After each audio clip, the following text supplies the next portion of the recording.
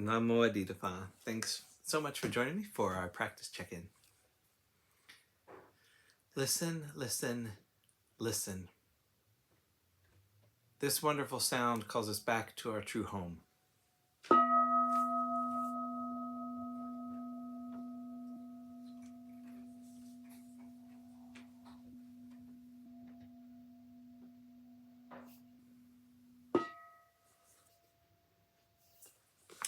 The second mindfulness training. Aware of the suffering caused by exploitation, social injustice, stealing, and oppression, I vow to cultivate loving kindness and learn ways to work for the well-being of people, animals, plants, and minerals. I will practice generosity by sharing my time, energy, and material resources with those who are in real need. I'm determined not to steal and not to possess anything that should belong to others. I will respect the property of others, but I will prevent others from profiting from human suffering or the suffering of other species on Earth.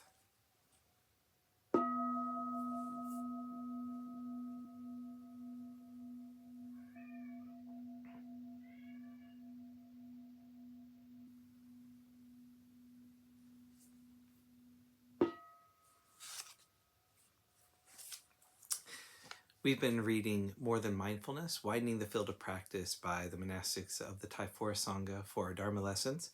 And we're continuing in a talk today by Ajahn Sucitto called Breathing Intelligence.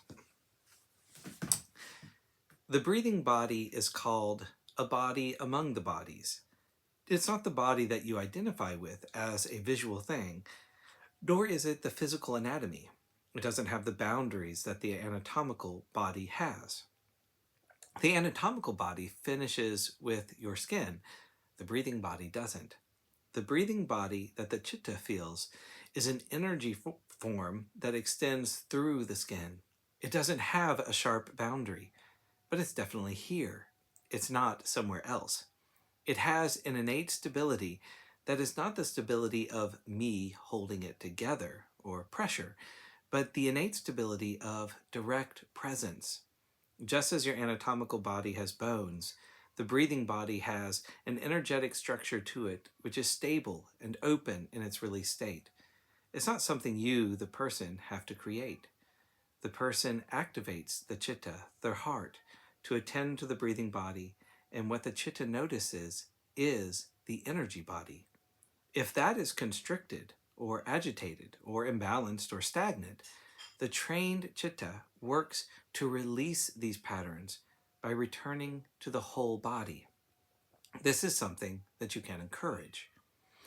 Once that intelligence and reference are established, the chitta is increasingly able to practice without somebody telling it what to do. It even becomes independent of your words because it's directly experiencing its openness and stability. Again, in contrast to what we might imagine, when difficulties arise, the developed chitta doesn't move away from them, but touches and handles the difficulty rather than retracting from it. It touches its difficult feelings and emotions. It starts to soften and open through them because these difficulties are bound up in it.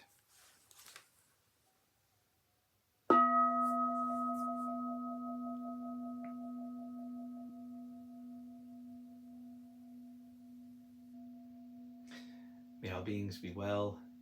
May all beings be happy. May all beings be at peace. Namo Phat. Thanks so much for joining me today.